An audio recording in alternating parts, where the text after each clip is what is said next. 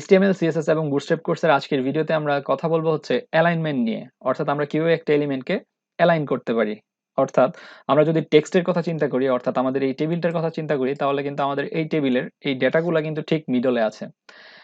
এর কারণ হচ্ছে আমরা টেবিলের মধ্যে প্যাডিং দিয়েছি, যার কারণে বর্তমানে দেখতে মনে হচ্ছে যে এটা মিডলে আছে। কিন্তু যখন অনেক ডেটা কম থাকবে, অর্থাৎ আমাদের টেবিলের সাইজ যখন বেশি হবে কিন্তু আমাদের টেক্সটের পরিমাণ কম থাকবে, সেই ক্ষেত্রে আমরা বুঝতে পারবো যে তার পজিশনটা আসলে কি। তো আমরা এখন একটু ট্রাই করবো যে আমাদের যে এইটা ছিল, অর্থাৎ যে প্যারাগ্রাফটা ছিল তার অ্যালাইনমেন্টটা আমরা একটু চেঞ্জ করে দেওয়ার ট্রাই করব।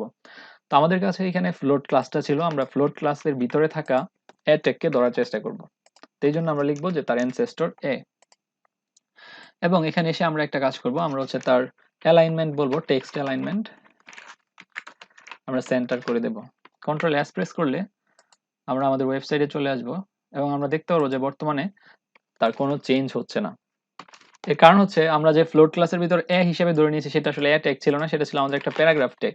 সুতরাং আমাদের দেখতে হবে যে ইন্ডেক্সের ভিতরে আমাদের কি ছিল। ইন্ডেক্সের ভিতরে আমাদের ছিল পি ট্যাগ, অর্থাৎ প্যারাগ্রাফ ট্যাগ।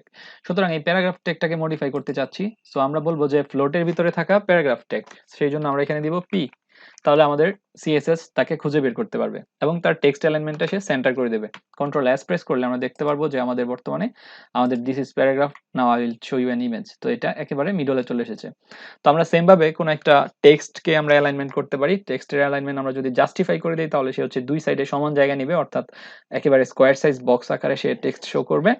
আর যদি আমরা তার সেন্টার করে দিই তাহলে সে সেন্টারে থাকবে, লেফট রাইট ইত্যাদি করে দিলে তার পজিশন অর্থাৎ তার অ্যালাইনমেন্টটা লেফট অথবা রাইটে হবে। তাছাড়া আমরা যদি চাই যে কোনো একটা এলিমেন্টকে আমরা ওভার সেন্টার করতে, তাহলে আমরা ফ্লোটও ইউজ করতে পারি, অর্থাৎ কোনো একটা ফ্লোট দিয়ে আমরা তাকে লেফট অথবা রাইটে নিয়ে যেতে পারি। অথবা চাইলে আমরা একটা কাজ করতে পারি, আমরা তার মার্জিনটা অটো করে দিতে পারি এবং তাকে ব্লক এলিমেন্ট হিসেবে ইউজ করতে পারি।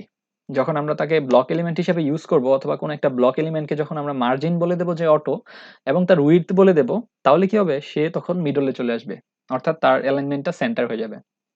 তো আজকের ভিডিওতে আমরা জানলাম যে টেক্সট অ্যালাইনমেন্ট কিভাবে আমরা সেন্টারের সাহায্যে আমরা কোনো একটা টেক্সটকে মিডলে আনতে পারি, এবং আমরা একটা পদ্ধতি সম্পর্কে জেনেছি যেটার সাহায্যে আমরা কোনো একটা এলিমেন্টকে মিডলে নিয়ে আসতে পারি। সেটা হচ্ছে আমাদের তিনটা জিনিস করতে হবে। প্রথমত, যদি সে ইনলাইন এলিমেন্ট হয়, অর্থাৎ তার যতটুকু কন্টেন্ট সাইজ সেই সাইজ অনুসারে সে যদি হয়, তাহলে তাকে আমাদের অবশ্যই বলে দিতে হবে যে তাকে ব্লক এলিমেন্ট হিসাবে ঘোষণা করতে হবে ডিসপ্লে প্রপার্টির মাধ্যমে। তারপর হচ্ছে আমাদের একটা কাজ করতে হবে, তার উইডথ আমরা মডিফাই করে দেবো যে তার উইডথ হচ্ছে এত পার্সেন্ট অথবা এত পার্সেন্ট। তারপর আমরা হচ্ছে তার মার্জিনটা আমরা করে দেবো অটো, যার কারণে সে একেবারে মিডলে চলে আসবে। Thank you.